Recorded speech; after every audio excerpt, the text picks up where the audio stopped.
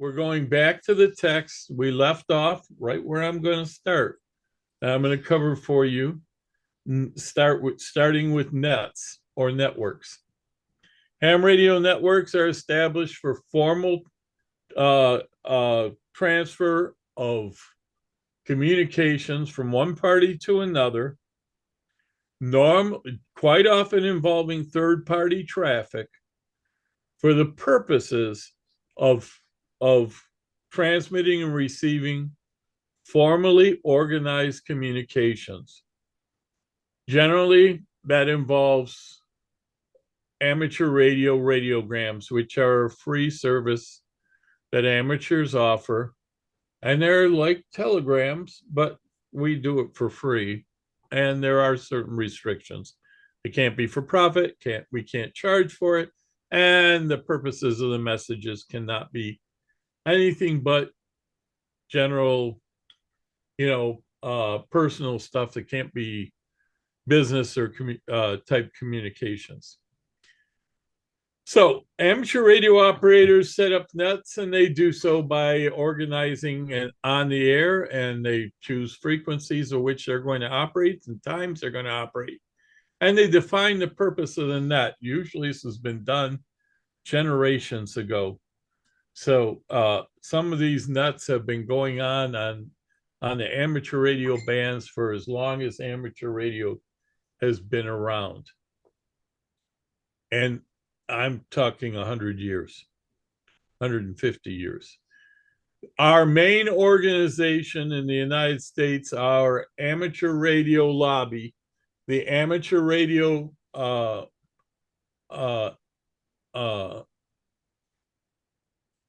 Amateur Radio Relay League, the ARRL, has its name because of the fact that it basically centered around the idea of passing messages, relaying a message to another station. So this is at the base and foundation of amateur radio. And there are lots of nets available on the UHF and VHF frequencies. They often pass that information through liaisons who take it to the HF frequencies, sometimes to the internet, sometimes they go right direct to the individuals involved by telephone, or worst comes to worst scenario, by mail. Almost never go by mail. So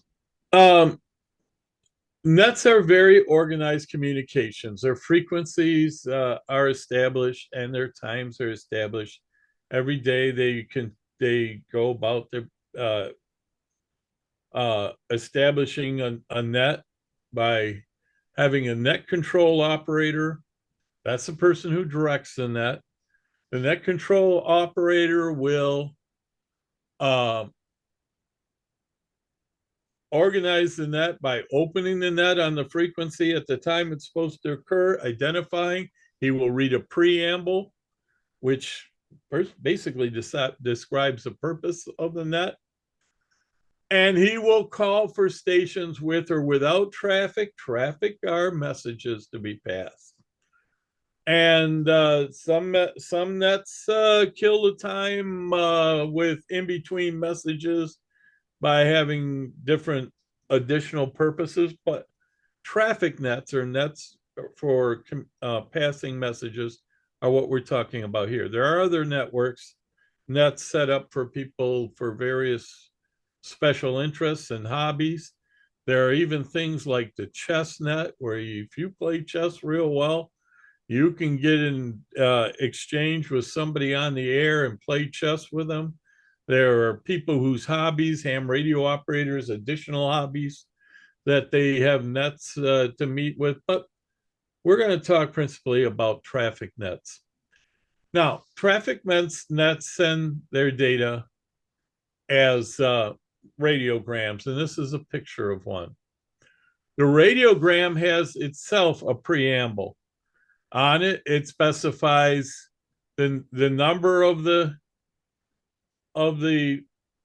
radiogram. Every ham starts at number 1, and the next one he does is 2. The next one, he can actually start at any number he wants. The next thing is precedence. Precedence is very important. There are 5 precedences to radiograms. They are as follows: routine, uh, which is just the average, a nothing important message. There is priority. Priority messages are sent for the purposes of uh, uh, something formal, like if there were an emergency somewhere, a priority message would not be the actual emergency communication. It would be supporting communications, like, logistics and things where it's not eminent, but it's got to be done on a priority. It's important, but it's not life and death. There are emergency communications. That's the highest priority. Emergency communications, I haven't given you these in order, uh, are the just what they say, emergency. And the FCC defines emergency as immediate life and threat endangering. So now that's the top of the rung. Then priority is next, and the next below that is called health and welfare. Health and welfare messages are just what they sound like. If after a disaster, somebody wants to find out if cousin Miguel is fine down in Mexico, well, we can't do that for him in Mexico because that's third party traffic. But if he's in New Mexico, well, you have no third party agreement in Mexico. Always remember, in order to handle third party and in radio, by international law, both nations must first have a third party agreement, and that treaty must be signed in advance. Now, some exceptions are made in great disasters, and the international bodies allow nations to agree to a temporary agreement. That was done, I think it was 1990. Oh, I think 1990. It might have been a little later, when there was a huge uh, earthquake in Mexico City, and all the communications was lost there. The Mexican government came up real quick to agree to a third party agreement with the United States temporarily. They rescinded it later. Okay, so there's a preamble, as I said. And the next thing in the preamble, let's see if I can blow it up so you can see it better. Okay. I've forgotten what this is. I'll have to look that up. But there's a station of origin, a check. The check is simply a count of the words: 1, 2, 3, 4, 5, 6, 7, 8, 9, 10. There are 10 words in this message. Then the next is the place of origin, wherever it was originated, the time it was originated, and the date it was originated.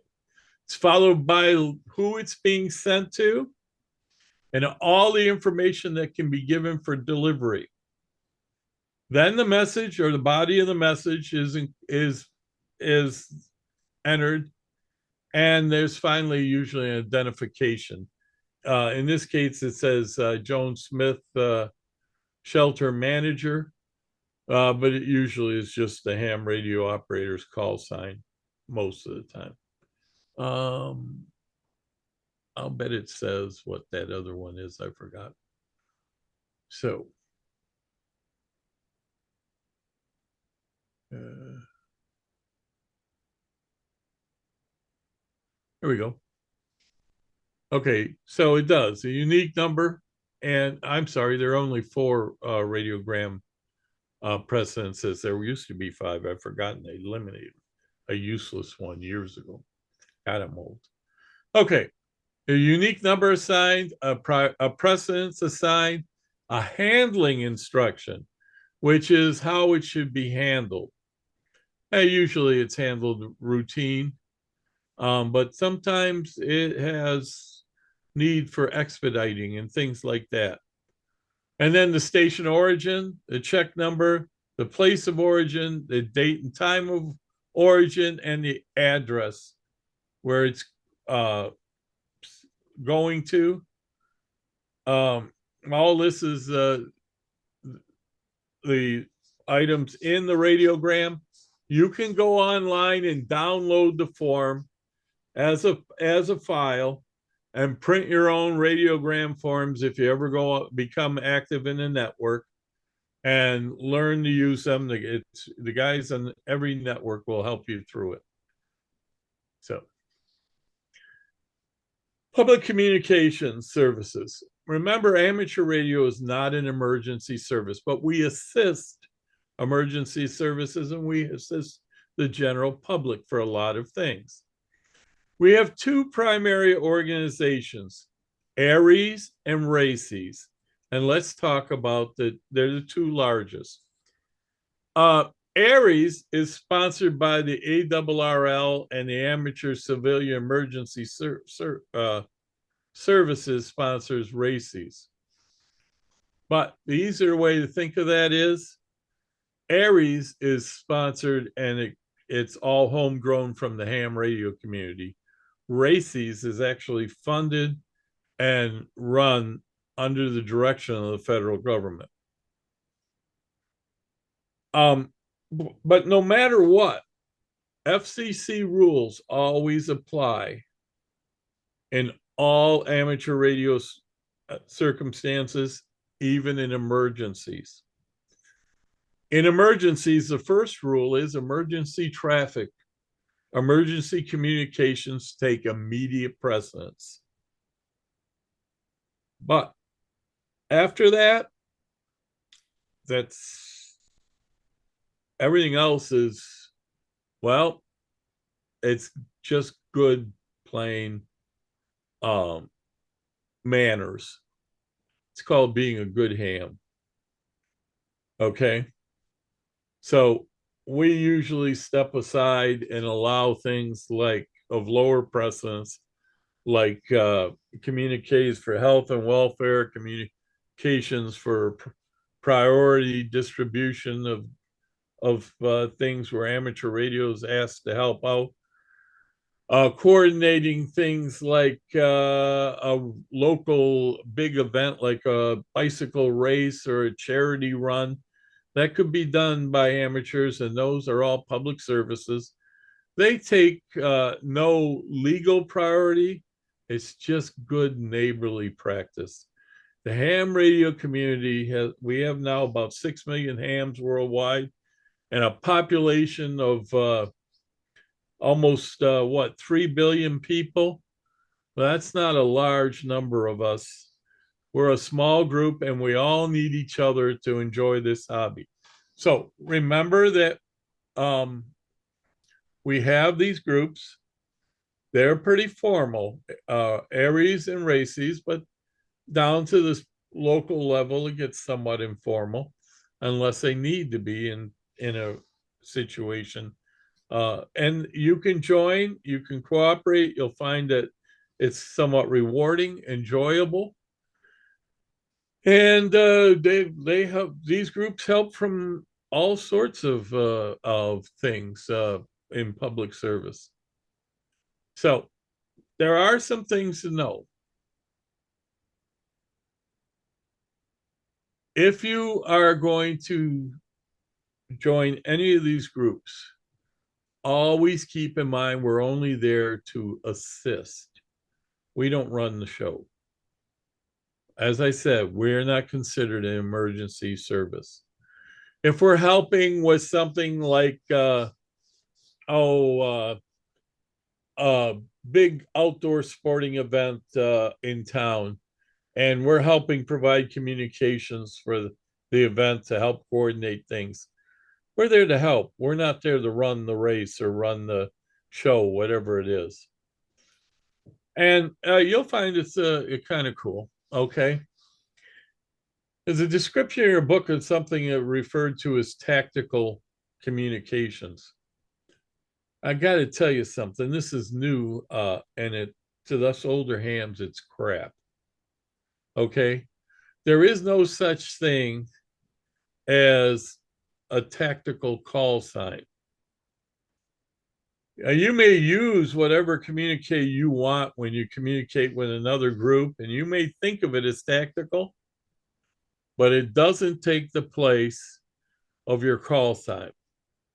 So if you want to call yourself one apple one, this is one apple two in your big free the apples run, you can do that, but you better put your call sign in every 10 minutes and at the end of your communication, because there's no substituting for call signs. So generally speaking, this is a new thing that most of us never did.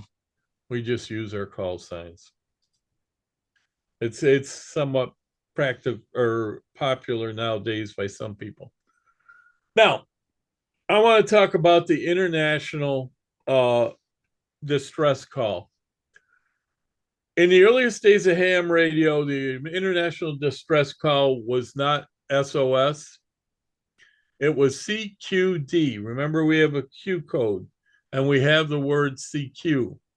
Well, CQD, or we have the abbreviation CQ. We use CQ for attention all hams. CQD meant attention all hams. The D was we're in distress. In the about 1912, 1913, an agreement was made to switch over to SOS. In fact, the actual agreement was made in 1911, but didn't fully take over till just about World War One. When the Titanic sank, a lot of hams were alive during the era that were real old timer hams. When 50 years ago I was a young ham, they would tell you about how they listened to the SOS of the Titanic when it was sinking. Problem is, SOS didn't become formal until a couple of years later. The Titanic did send an SOS. They sent both CQD SOS because Captain Smith aboard the Titanic didn't think anyone would know what SOS meant yet. That's how new it was. First radio operator, his name was, I think, Bride. It might have been McBride. My memory is fading on me. He brought the logs with him. He was in one of the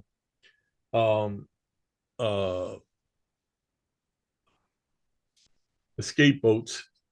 He rowed the passengers away to safety. He brought the logs with him, and that's how we know that. So, in an emergency, identify your station with your call, give your location, state the nature of the emergency, and describe what type of assistance is needed, and any pertinent information to go with it. Those rules are golden for any emergency communications. And that goes whether you're driving along in your car and you see something happens and you have to report it to a local police station by phone patch through a repeater. It's not done very often anymore because of cell phones, but it used to be quite common. Or whether you're handling an emergency, say like out on a boat at sea. Always remember these particular key things that you should include. All of the groups, races, naries, all the clubs associated with them, and other groups have emergency training. In fact, the sponsor of this class, Anemoi, has emergency training. It's a part of what they do. The ARRL has emergency training. FEMA, the Federal Emergency Management Agency, they have emergency training. I have been through many FEMA classes. So does the National Weather Service and a number of others, because we hams help with things like spotters for tornadoes. We help with hurricane watch. We help with every week, every month, in every city in the country, on a different day, ham radio operators at a different time in each city go out and check the air raid sirens, the emergency broadcast sirens. Those big horns that go off once a month in your area. In Michigan, it's the first Sunday of the month at 1 o'clock. It's different in some cities. Well, there's usually a ham standing by each one to report its status to a network that checks on those. And those are some of the things ham radio operators do. So I'm going to flip through some of this as I'm going to jump ahead. Amateur radio operators on the ground can operate through satellites in orbit. We can operate and communicate with astronauts in their spacecraft if they're licensed ham. And guess what? Both the Russians and the Americans require every single astronaut or cosmonaut, the other way around, cosmonaut or astronaut, to get their ham radio license. The International Space Station has a full ham radio station aboard. It also has a repeater aboard. And you can actually operate through that repeater and talk to other hams on the Earth through it. When it passes by, it's about a 20-minute pass. About a couple times a month, you get a real good window at it. And you can talk to, if they're on their break and they've got nothing else to do, and an astronaut decides he wants to play ham radio, you can talk to him. I've covered that before. Satellite operations. I want you to know a couple of things. Satellites in their orbit are spinning. Because they spin and because they move, they offer a couple of unique things. One, on many satellites, you have to track them. You have to follow their movement. To do that, we have now off the shelf. When I started, you had to build everything. Tracking rotors for you to mount on a tower and point at the sky, and put beam antennas on, and they will follow your satellites because you input into a computer the Keplerian data, which is the orbital data for the satellite, and they will stay locked onto that satellite for its pass. But unfortunately, because satellites are spinning, their communications are not they're not horizontal and they're not vertical in the polarity. They're rotating. They're circularly polarized because the satellite is spinning. So we have to have antennas designed for some satellites, not all, those that spin. We have to have circularly polarized antennas. And that is the purpose for circular polarized antennas. Now, the satellites have bands that we've set aside for satellite use. We call them the satellite subbands. They are not, the whole band isn't set up for satellite, but it's in the sections of the bands described here. So from 145.8 to 14600 in the 2-meter band, that's where all the satellites are. It'll be their uplink frequencies or downlink frequencies will be in there. Generally speaking, satellites have transponders aboard. They do not act like a repeater. A repeater takes in one signal and transmits it back out on a different frequency. Transponders take on or capture a chunk of spectrum, and they put that whole chunk of spectrum back down somewhere else on another band. Whatever the downlink band is, whatever the uplink band is, they just move it. They just copy it is a better word to use. Or they do repeat, but they're transponding. They're not just individually frequency repeating. So when you use a satellite, all of the power that you're using that satellite is uh, um, it's kind of shared across all the users. So if you really overpower the satellite, you just beam up a ton of, just a boatload of power. You're just going at it with a full legal limit on a beam antenna. You're going to force it to send most of its power.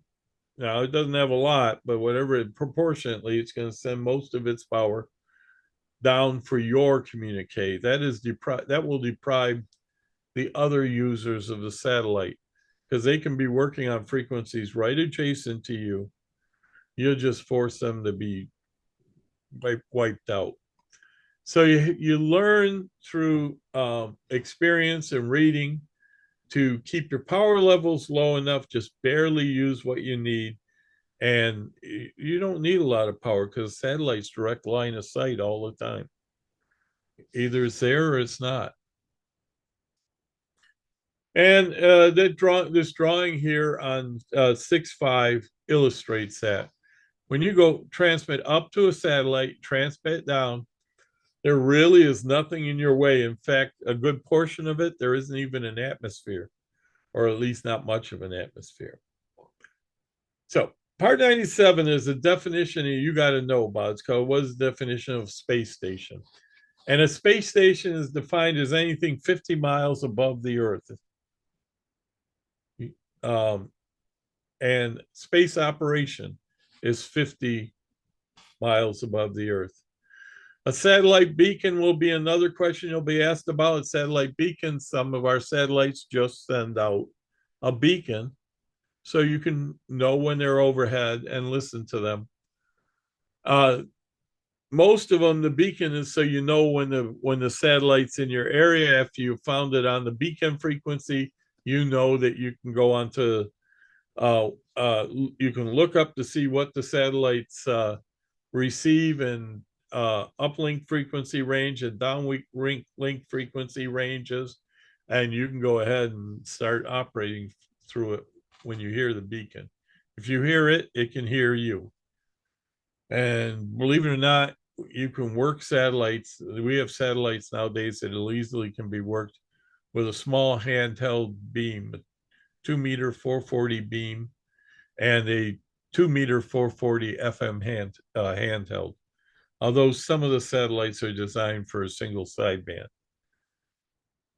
But if you get into satellites, AMSAT is the Amateur Satellite Corporation. It's a worldwide corporation, and they will provide and do provide both members and people that just want to know. They'll give you all the information in the world about all the satellites in operation today.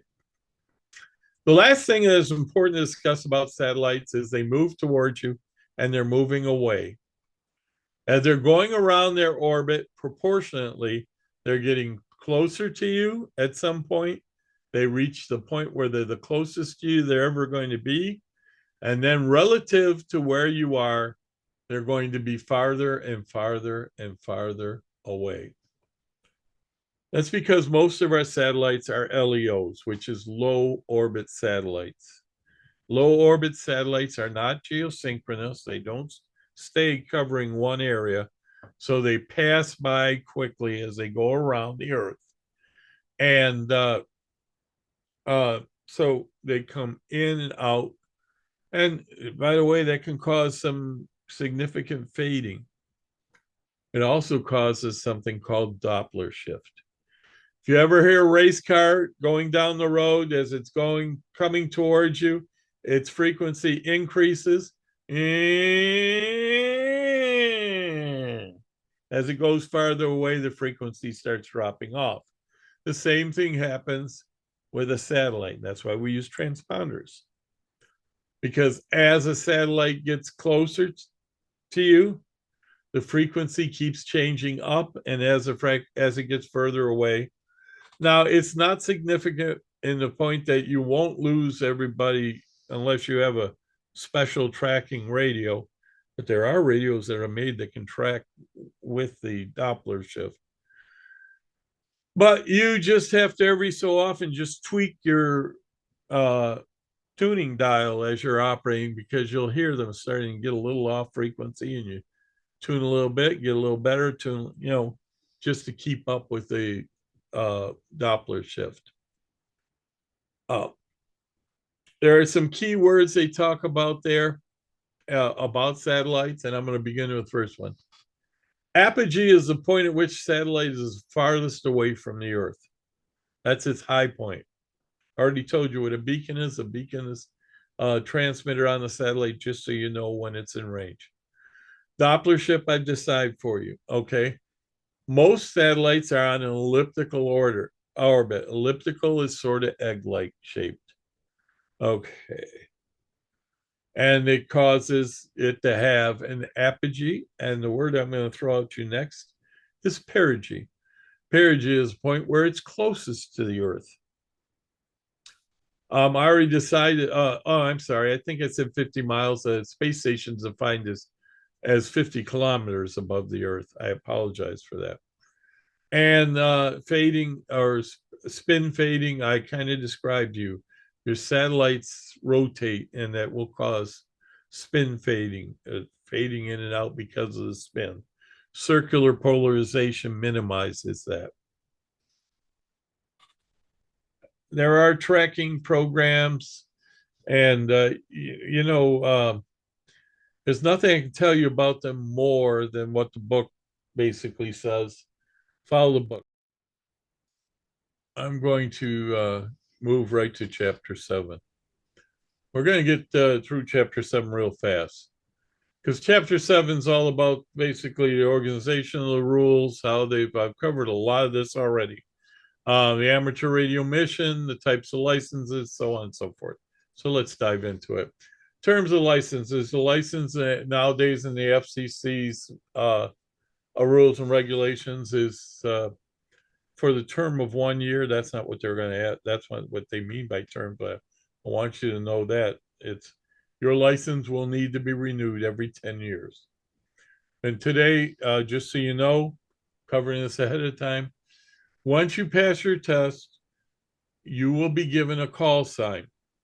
It will be available to you to find as soon as the paperwork is filed electronically. Usually that's in a matter of a day or so.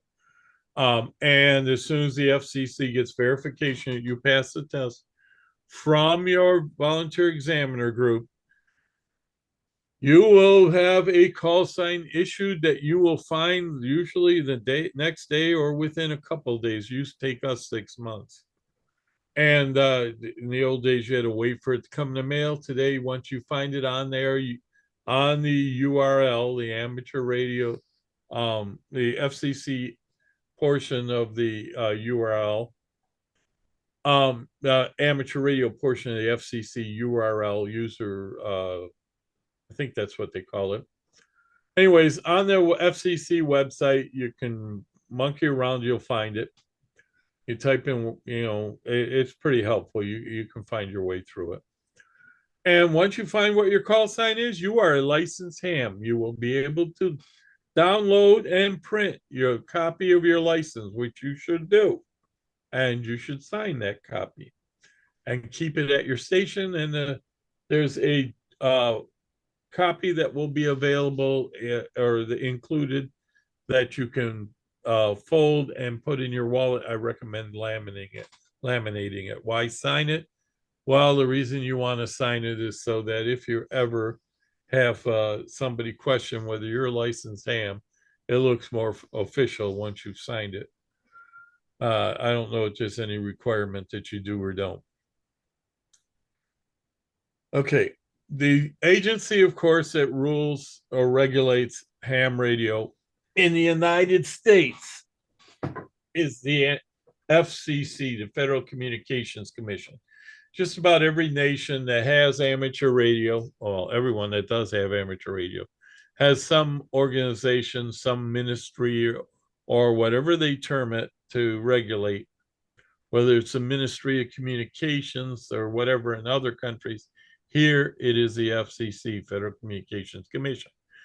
All of the nations of the world fall, for purposes of communications, fall under a UN organization called the International Telecommunications Union. The ITU was formed, I believe, in 1843.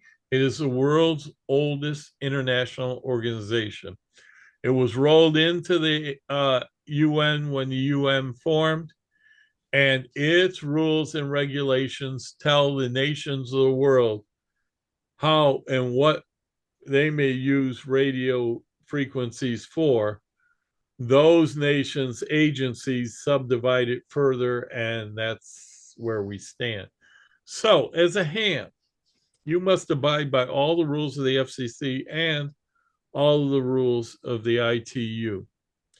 You also, Part 97, remember this, don't ever forget this. Part 97 is the part of the FCC code specifically for amateur radio. There are portions of the amateur radio code that are for everything in radio. And much of it repeats what's in the ITU regulations. So you must basically follow the FCC rules and regulations, Part 97, specific for amateur radio. And I'll move on. Okay.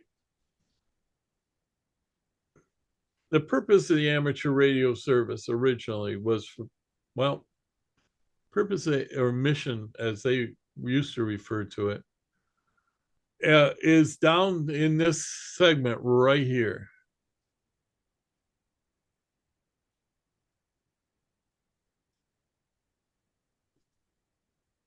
Recognition and enhancement of the value of the amateur service to the public as a voluntary non-communication service, particularly in respect to emergency communications.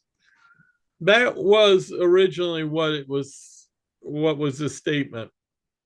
And part B here is the next part of the statement. I lost it. Here it is. This is the next part of the mission statement. Continuation and extension of amateurs' proven ability to contribute to the advancement of the radio arts, meaning to provide new learning and techniques, and a lot of the communications we use today were developed by hams. Hey, the next part of the statement, Part C, is the encouragement and improvement of the amateur service through rules which provide for advanced skills in both communications and the technical phases of the art. Amateurs who tell you, I don't have to learn all that stuff, I'm still a licensed ham, really have violated this part of the rules. It really is charged that you should advance your skills, both communication skills and your technical skills. You're agreeing to it when you take on the license. The next thing, Part D, the expansion of an existing reservoir within the amateur service of trained operators, technicians, and electronics experts. Obviously, that speaks for itself. If we didn't exist, there wouldn't be the people that know and can do the things we can do. And last but not least, E is the continuation and extension of amateurs' unique ability to enhance international goodwill. That is vital. Hey, Nick, can you share your screen? Isn't it shared? No. Darn it. Let me back up a page and I'm going to go back over what I highlighted. Thanks, Tom. You didn't hear me when I tried to catch you. Yeah, I kind of thought so. And I'm like, wait a minute, why is he reading and there's no screen on it? I was following the book, so I still had it. All right, so we'll go right back through it real quick.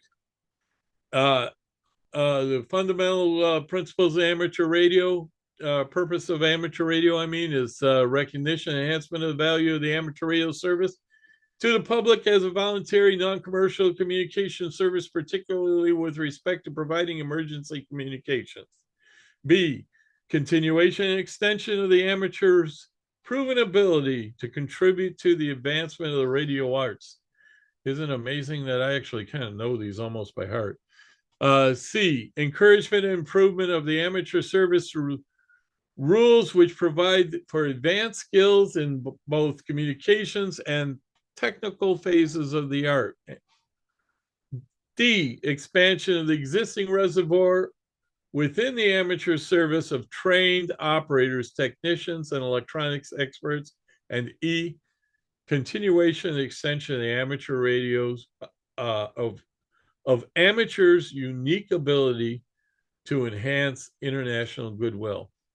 Now, international goodwill is an important part. It's just crucial. We are in that international communications. We're a kind of brotherhood. Hams treat each other like we're part of a common brotherhood.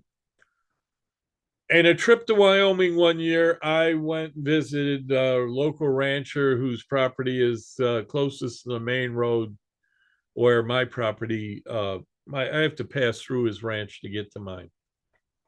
I always stop and say hi. And the day I stopped to say hi, this one day, I was with a couple of friends.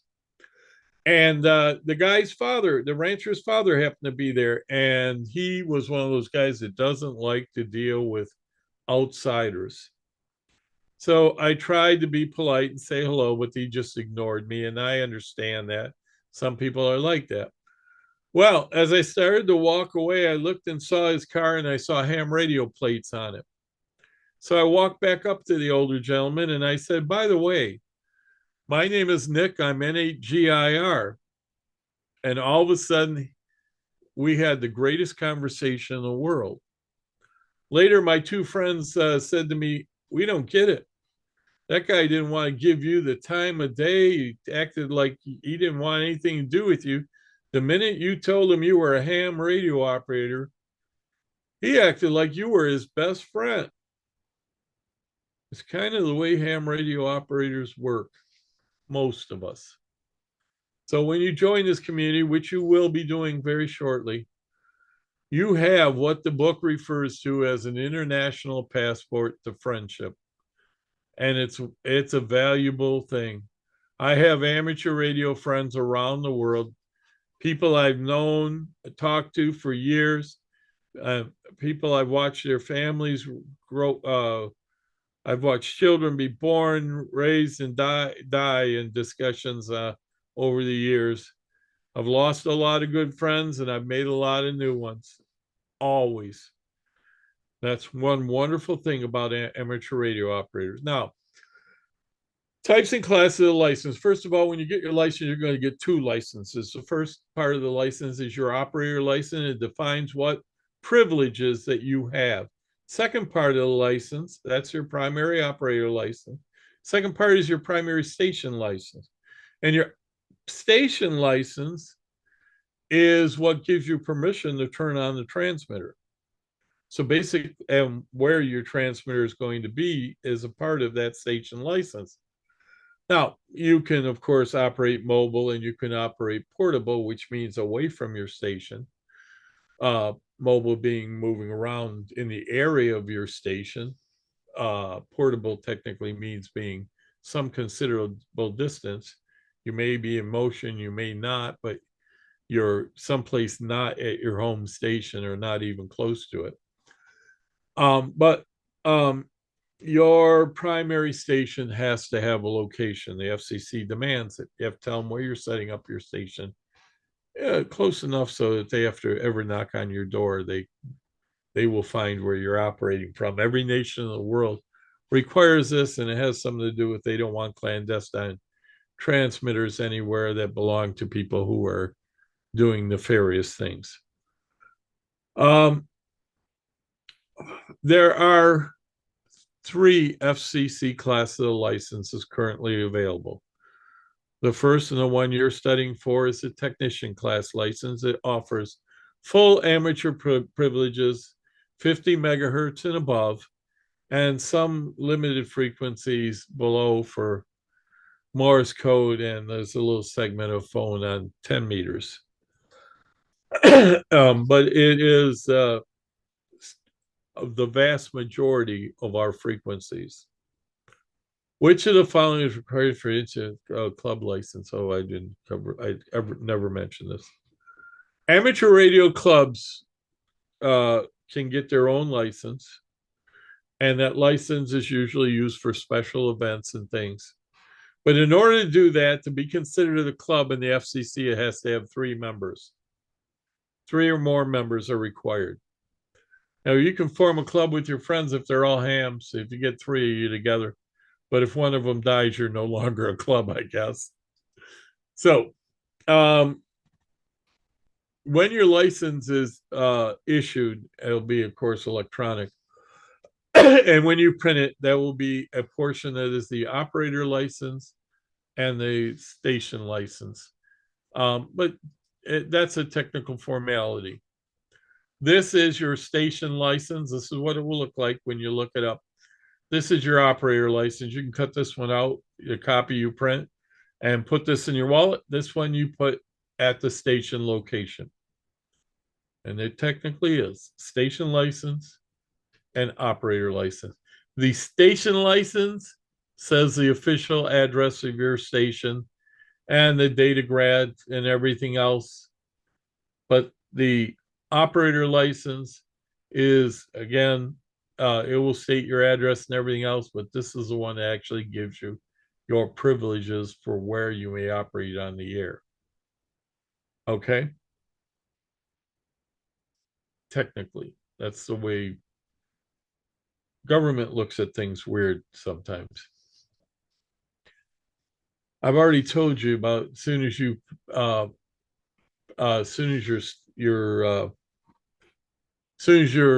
paperwork gets to the FCC, they will provide a call sign. And as soon as it shows up in the database, you're a licensed ham. You can operate from then on for the next 10 years. But if you upgrade and you pass the next exam to general, or even if you pass the exam to extra class, as soon as you pass those classes, because you already have a call sign, you may operate in your new privileges, your new frequencies, and whatever new modes you want to play with.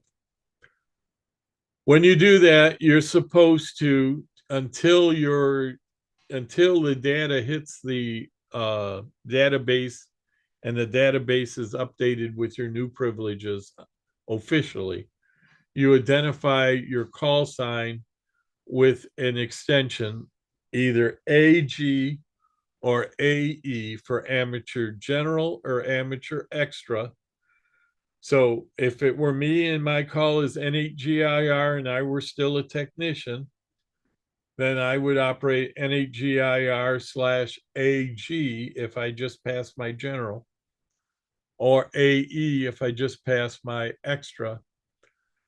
And that is so that it lets everybody know that you're not operating out of your band. You have upgraded. Couple rules to always remember in amateur radio for practical sense. It's not to test information.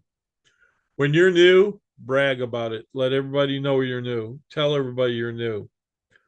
That will get you a lot of leeway to make any mistake in the world.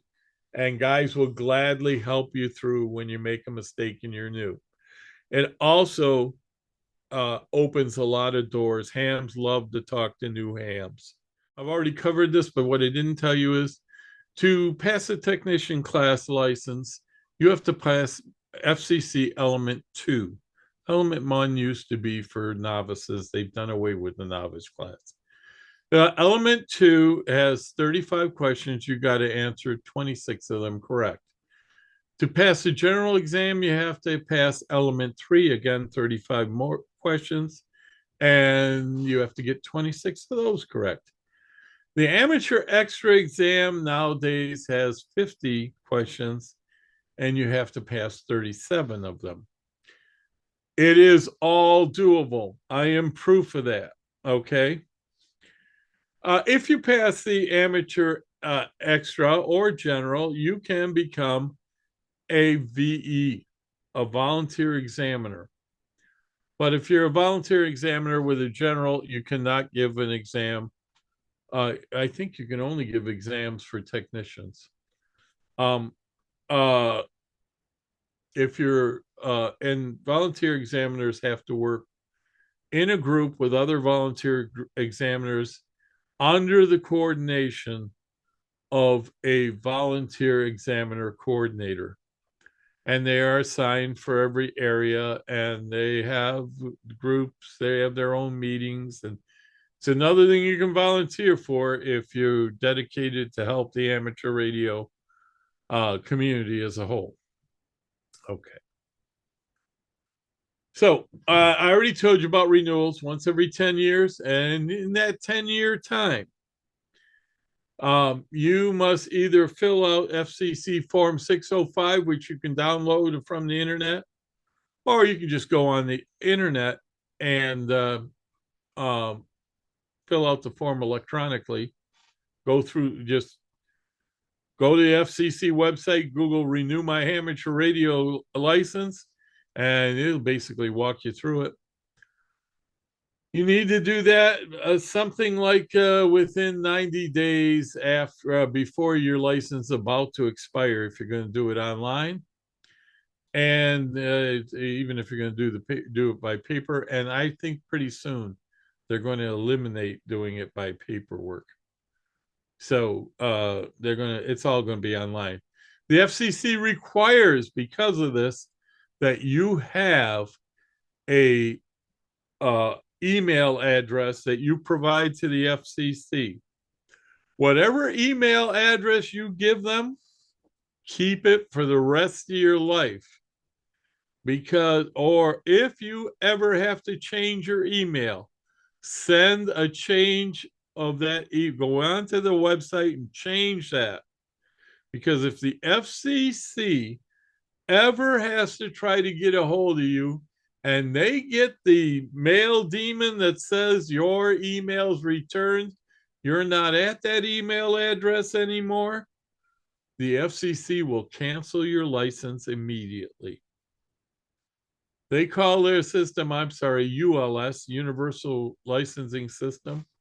The website is listed in your book, but it's www.fcc.gov. And you're like I said, you can go on that site, or you can buy paperwork by mail. You can send in your renewal. They will expect a $35 payment if you do it by mail and you do it by check. If that check bounces, your license is not going to get renewed, obviously. But online, you do it right away with a credit card. It's done with. And that $35 is for the whole 10 years, or $3.50 a year, or 0.9 cents a day. I always figure the hams that don't like paying $35, well, you're talking about picking up one bottle soda bottle in the state of Michigan with a 10-cent return a day, or I'm sorry, a week, or something like that. It's so trivial at less than a penny a day. Come on, we can afford that, especially when you're going to go out and buy a radio that costs way more than that. I already told you that volunteer examiners give the exam, and a volunteer coordinator coordinates them. The volunteer coordinator is actually who will be submitting your final paperwork to the FCC. And it tells you in here that a VE must hold a general class or higher. VEs holding extras may give, okay, that's what it is. If you don't have an extra, though, and you're a VE, you cannot give the extra class exam. You got to at least hold the extra class exam to give the extra class license to give the extra class exam.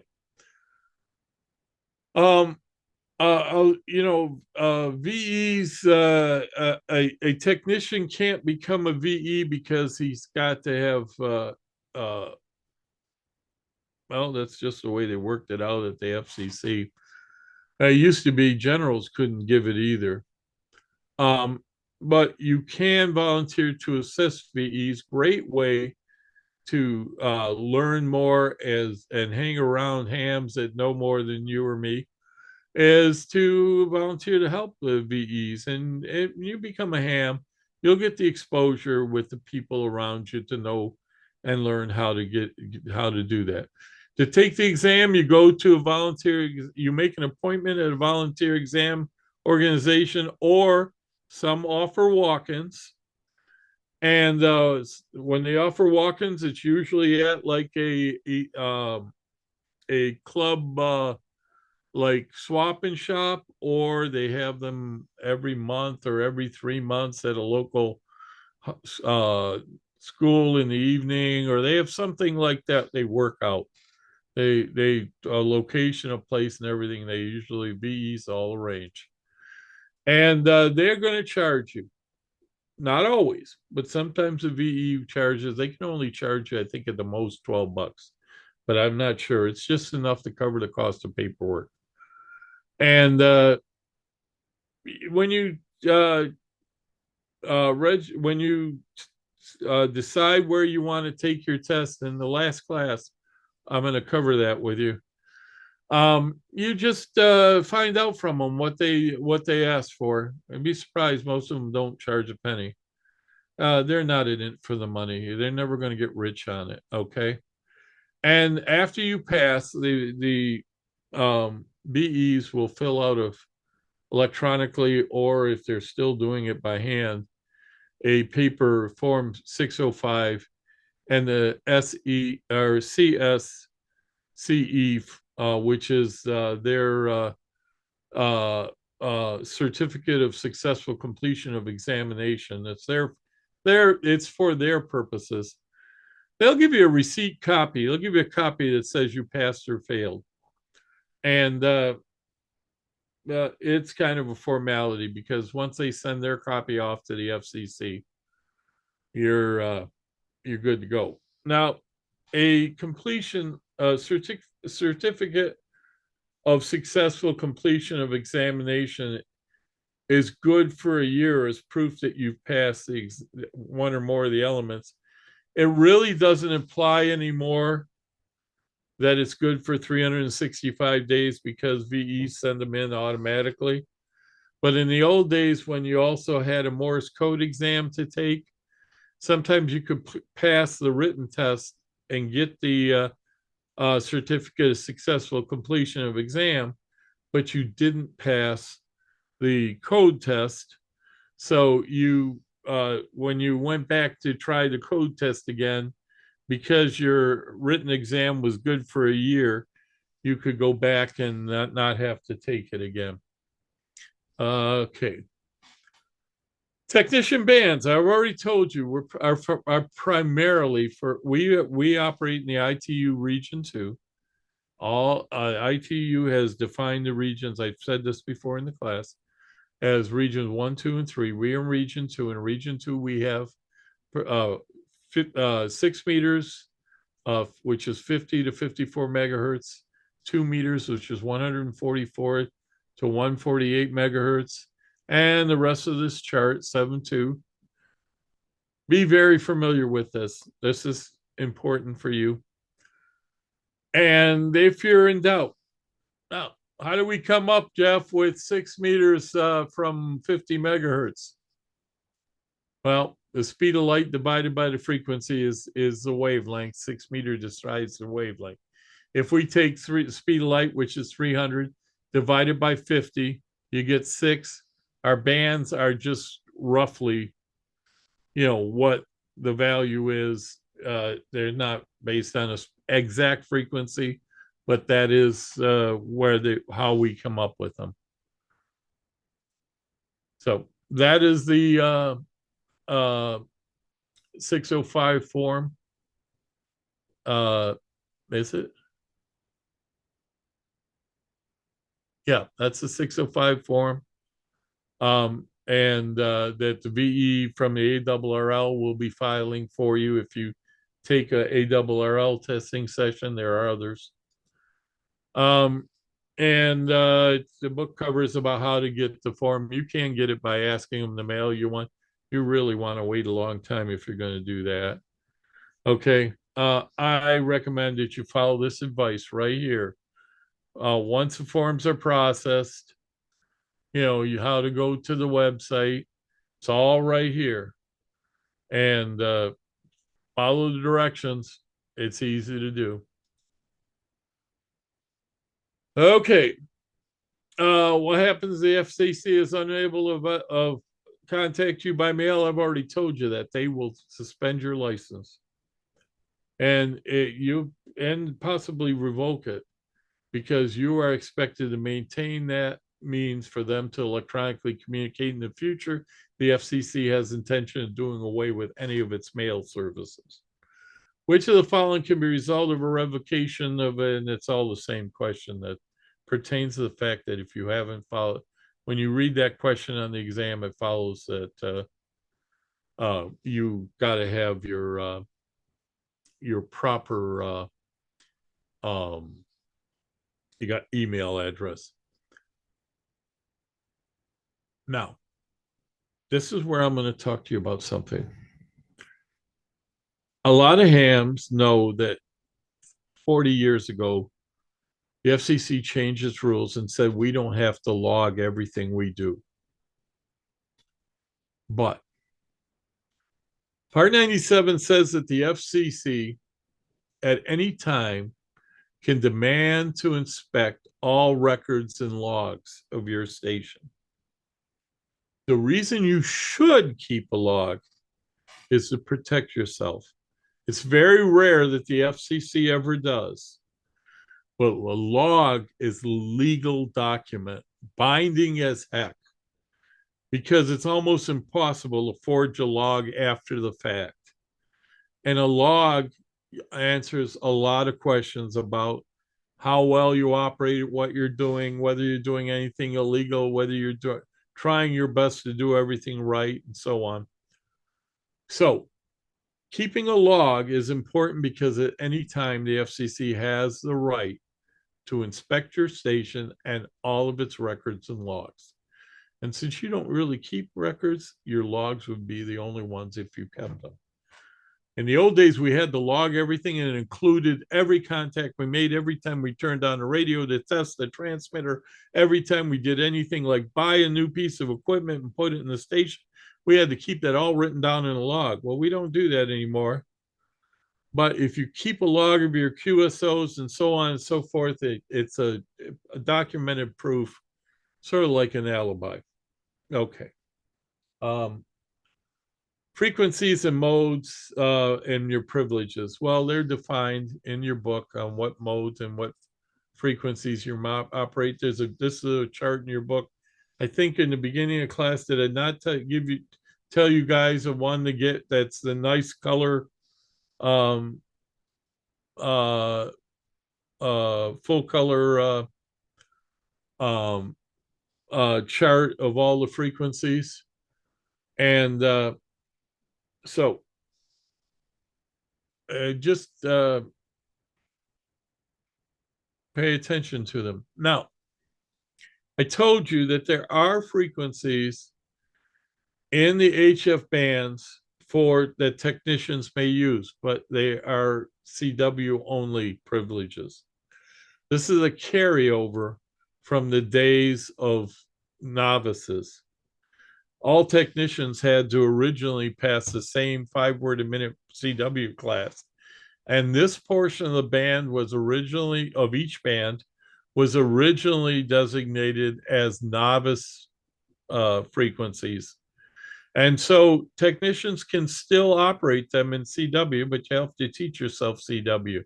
But on 28 megahertz, you can also use part of the band for CW and RIDI and some forms of data, most forms of digital data. And then there is a segment reserved for available for single sideband on 10 meters.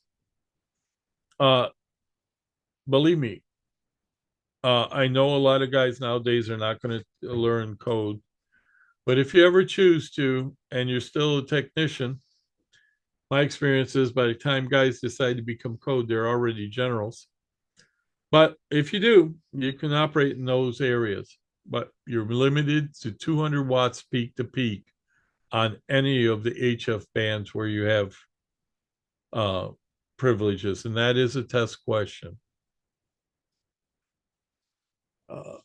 What is part of the night say about? I've already covered beacons, my amateurs. How many amateurs use it? This is all under your general. The one I want you to that you really need for your question. This one here is it's in the we're going to cover that in probably we're going next week to questions and answers. That'll be in there. And this one, T1B07, I've got to discuss that. Which of the following VHF, UHF bands are limited to CW only? Well, in 2 meters and 440, and the very bottom 1 megahertz of 50 megahertz are restricted to CW only. It's there's a chart for it in your book. But generally speaking, they're going to ask you a question like, where on the 2 meter band can you only use CW? Well, it's going to be from 144, which is the bottom of the band, to 144.01. And it's in the thing. It's in your book. There's a chart for that. I don't remember what table is. When we go through the questions, you'll see what I'm talking about. Okay, modes of communications. This is what we define in modes of emissions or communications. CW is Morse code telegraphy. It's not really Morse code, it's international Morse code. And it is a continuous wave that's turned on and off to form the characters of each letter in telegraphy. That is defined as computer to computer communications. It is usually, but not always, digital. There are analog data communications like RTTY. Images is television, either fast scan or slow. Fast scan is conventional TV we normally see, goes really quickly, slow, and so we see motion. Slow scan is like frame by frame. And image also includes facsimile, sending actual pictures to be reproduced on the other end. Image that we could just said, okay. MCW, tone modulated CW. A lot of hams don't realize that this is not actually CW. But for example, if you send an audio tone out on an AM transmitter or a sideband transmitter or FM transmitter, carrying the dots and dashes of Morse code with audio, that is tone modulated CW, and it follows the same rules as phone. It cannot be done in the CW portion of a band, but it can be used as identifications, and we do for things like repeaters, use it for identification. It is not generally used for most communications, though. Phone is talking, just like I am talking to you right now, that's phone. Pulse communications or pulse modulation is a sequence of pulses on and off to carry information. RTTY, or RIDI as we call it, is a narrowband direct printing telegraphy, and it predates computers, so there's automated equipment that worked with it back when I was a young ham. Boy, old teletype machines were a pain in the butt. Thank God we have computers. Spread spectrum. It's new to amateur radio in the last 30 years. Spread spectrum is a concept where the signal is and is used a lot for things like Wi-Fi and other purposes. Spread spectrum, actually, the transmitter and receivers both move up and down the band for a certain area within the band and continually change the frequencies they're operating on and receiving on in synchronization with each other. It tends to reduce interference for things like data. It's a great tool. And test transmissions means that you're sending transmissions containing no information. Generally speaking, test transmissions should not be done on the air, but there's sometimes it cannot be avoided, like tuning up a antenna. You can't tune the antenna without transmitting through it most of the time. There are tools for it now. Technicians generally in the HF bands may only use 200 watts peak to peak. Never forget that. But in all the bands above that, 50 megahertz and above, technicians have no more restriction in generals or extra class for power. They may run as much as 1500 watts. I do not recommend you run 1500 watts at certain microwave frequencies because basically that's a microwave oven. All right, I'll share the screen again and they're going to get through the rest of this real quick. You see this, right? Or back on there, it says repeater coordination. It'll surprise you, and it did surprise me back when I was young, that all the repeater coordination is handled by volunteers, and it's all handled by us hams. The FCC doesn't get involved in this at all. And as your book points out, this is part of our voluntary policing on maintenance of our own frequencies. So, every state, every region has a repeater council. The repeater council are a group of coordinators that pick the frequency. There is a chief council member, the actual frequency coordinator. All these guys are elected by fellow hams. We decide who becomes a frequency coordinator. And the frequency coordination team and coordinator will assign pairs of frequencies when they're available to whoever is applying based upon their decision of who is offering a repeater for the area of need. By doing this, we coordinate our repeaters so that they don't overlap, they don't interfere with each other, things like that. Now, the FCC says that you don't have to have a coordinated repeater. You can put your own repeater up uncoordinated, but you really discourage it, because if you interfere with a coordinated repeater, either in your area or anywhere else in the country, you've got to cease and desist and turn off your repeater, and you are guilty of a violation. They don't come down hard on this unless you don't cooperate and don't stop operating if it interferes with someone else. So it really is the type of thing where we try to do follow the game plan.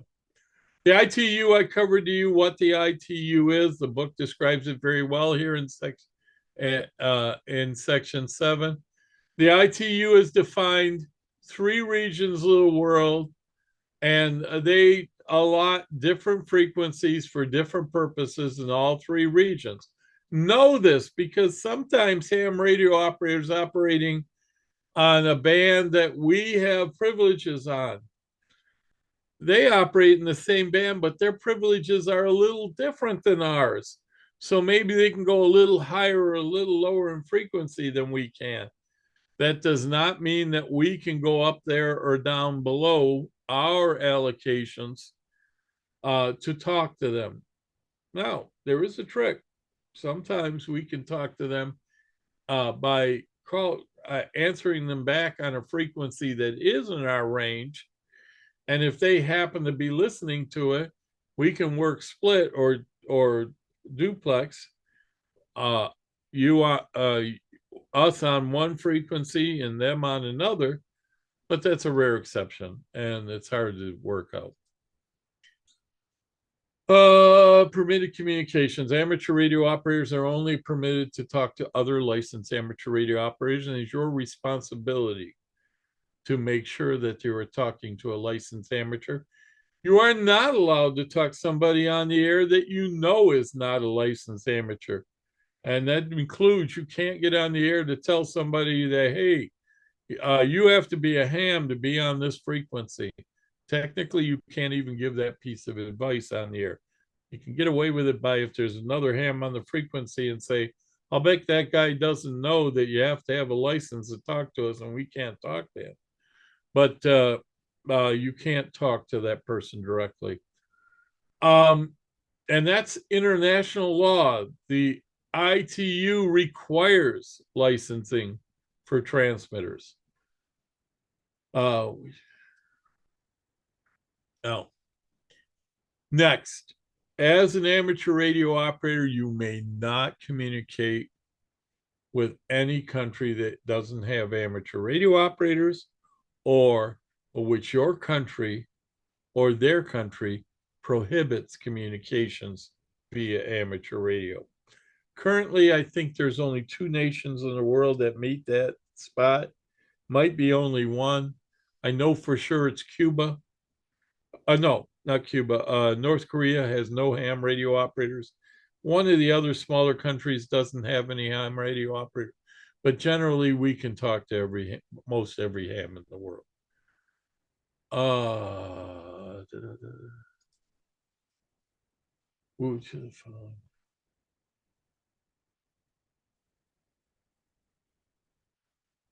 As a licensed ham radio operator in the United States, you may only transmit from a location within the United States or its territories, or aboard a vessel in international waters of registry with the United States. And you may only operate on a vessel of registry of the United States with permission of its captain. You may also operate from space aboard a vessel registered as a registered vessel of the United States. The exception would be if you were an astronaut aboard the space station, because it's shared by the Russians and the US and several other nations as a vessel of registry. Your call signs are your name on the air. They'll be unique. Whatever call sign you have, no one else will have. As a technician, you will have issued to you usually a 2-letter prefix, a number which represents the call zone you're in, and the 3 letters that follow. Compose your call sign. That will be issued to you by the FCC. You may apply for a vanity plate, a vanity call. The FCC has a form online. You can go in. There's a method. You can read about it, and you apply for a vanity call, and you can get if that call's available, and you apply. It's kind of like a lottery. You might get it. You might not. And they will charge you, again, $35 for the privilege of buying a call. All my calls have always been issued calls. And the United States is subdivided as this map shows you. I live in Zone 8, which is Michigan, Indiana, Ohio. No, you're not. Michigan, Ohio, West Virginia. That's the other state. This little zone right here. Indiana, Illinois, Wisconsin is 9. This huge area right here, which is 0, and this area way in here, it's just all 7. All this is because they're very sparsely populated, but you notice that Texas and California, they have their own individual number because there's such a high population in both those two states. And most of the southern states are in zone 4, and you can look at this chart and see map and see how that works. Amateur call signs. This table describes how they're assigned in what format. Technicians will usually be a 2-letter by 3, meaning there's 2 letters, a number for the zone, and 3 more letters. Generals usually I have available 1 by 3s. Advanced class was originally given 2 by 2s, but there's no more new advanced classes, so extras in advanced may have either a 2 by 1 or a 1 by 2 or a 2 by 2. But and those are the calls that are available. Special stations, special event stations, the FCC will sometimes issue a 1 by 1 call.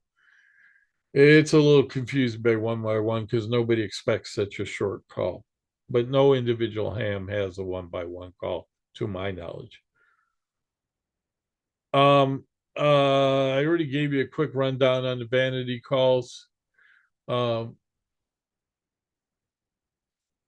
And so chapter 8 is where we're going to pick up Monday. Maybe I'll start a little on 8. Yeah, I will, but we're going to do 8 and 9 Monday, when the last class will be all questions and answers on Wednesday. And I will try to locate for you, Jeff, for your area, unless you already know one. Have you looked into a testing session, Jeff? I haven't yet. I'll be at the LEPC meeting next week, and I know Dalton has a ham group, and I know Chattanooga's got one, so I'm sure somebody's going to give one somewhere around here. I will get that information for you. All right, real quick, I'm going to go through a little bit of chapter 8. It'll get us ahead of the game, make it easier for me to get through question and answers. And we've got about 8 minutes. Control operators. When you're operating at your station, you are the control operator.